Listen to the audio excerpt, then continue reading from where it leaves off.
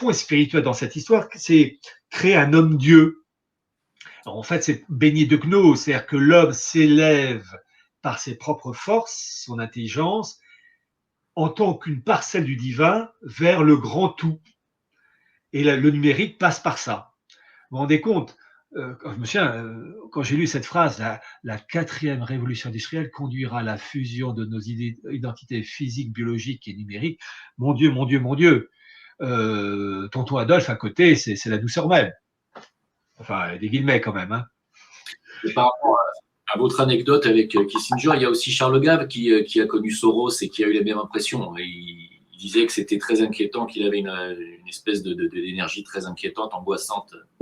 Oui. C'est des gens qui, à mon avis, comme vous dites, pactisent avec des forces des ténèbres. Ça paraît clair. Voilà.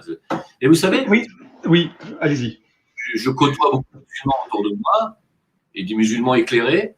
Ils sont tout à fait au fait que ce sont les forces des ténèbres aujourd'hui qui dirigent le monde, hein, qui sont au-dessus de la crème qu'on connaît. Ils ont parfaitement compris ça. On ne peut pas comprendre, voyez-vous, on ne peut pas comprendre le mondialisme si on est athée.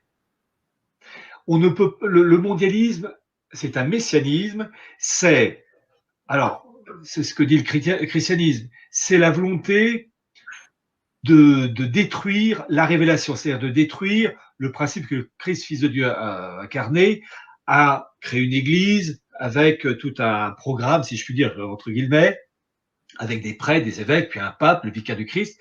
Et l'objectif du messianisme juif, qui est d'essence satanique, c'est de détruire ce monde. Vous savez, c'est pas pour rien qu'on retrouve des expressions dans Saint Jean, synagogue de Satan. Je rappelle la phrase de Saint Paul. Saint Paul, à l'origine un juif, Saül, suite au chemin de Damas, qui devient réellement un des tout premiers chrétiens, qui a cette phrase terrible à l'égard des juifs restés fidèles au Talmud, enfin en tout cas rebelles au caractère messianique du Christ. Les juifs, je cite Saint Paul, hein, les juifs ennemis de tous les hommes. Et compte, la phrase, elle est, quelqu'un qui dit ça aujourd'hui, il se fait flinguer. Vous avez aussi ce saint espagnol, c'est Saint Isidore de Séville, dans les années 600 et quelques, qui parle des Juifs comme les ministres de l'Antéchrist. Et la première grande mesure de l'Église contre la synagogue rebelle et son action spirituelle, enfin au sens contraire au Christ et avec ses conséquences politiques, c'est le pape Grégoire le Grand, qui était pape de 590 à 604, qui a lancé un programme qui s'appelait le Sicut Judaïs, qui est un programme à la fois de protection contre l'influence de la synagogue rebelle, de s'en protéger pour le monde chrétien, mais aussi un programme pour ne pas les tuer. C'est-à-dire que l'Église a toujours été anti-judaïque, farouchement anti-judaïque, mais jamais antisémite. C'est-à-dire on ne tue pas des gens à cause de leur croyance ou leur couleur de peau. C'est-à-dire qu'on se protège, en l'occurrence des Juifs, de leur action délétère, mais on ne les trucide pas, on ne les extermine pas. Voilà. Et pourquoi? Parce que dans l'Église catholique, là je fais que rapporter un fait, après les auditeurs y croient pas, mais je rapporte le programme.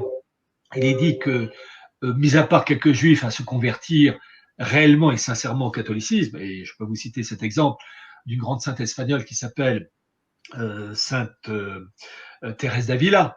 Sainte Thérèse d'Avila est petite fille de Juif, il faut jamais l'oublier, mais qui est devenue ensuite une grande sainte. Mis à part des Juifs à se convertir réellement, les Juifs se convertiront réellement au christianisme à la fin des temps. C'est-à-dire qu'ils reconnaîtront à la fin des temps le Christ comme Fils de Dieu incarné. Voilà. Et c'est ça qui marquera la fin du monde. On ne peut pas comprendre le mondialisme si on est athée.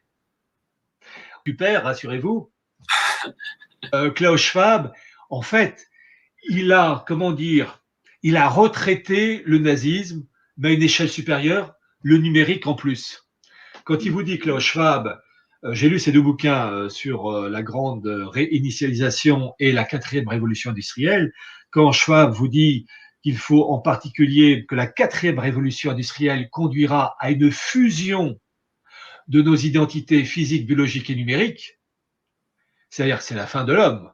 C'est du transhumanisme. C'est du transhumanisme. Et en fait, le fond spirituel dans cette histoire, c'est créer un homme-dieu. En fait, c'est baigné de gnose, c'est-à-dire que l'homme s'élève par ses propres forces, son intelligence, en tant qu'une parcelle du divin vers le grand tout. Et le numérique passe par ça. Vous vous rendez compte, quand j'ai lu cette phrase, la quatrième révolution industrielle conduira à la fusion de nos identités physiques, biologiques et numériques. Mon Dieu, mon Dieu, mon Dieu.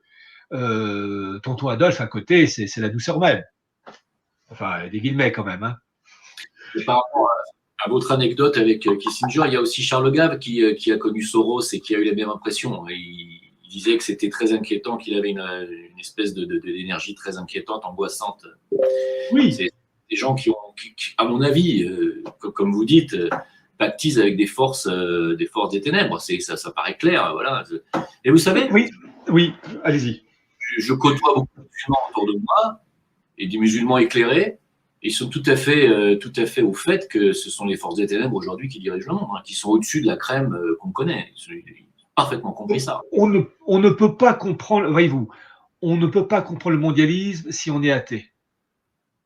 Le mondialisme, c'est un messianisme, c'est ce que dit le christianisme, c'est la volonté de détruire la révélation, c'est-à-dire de détruire le principe que le Christ, Fils de Dieu, a incarné, a créé une église avec tout un programme, si je puis dire, entre guillemets, avec des prêtres, des évêques, puis un pape, le vicaire du Christ.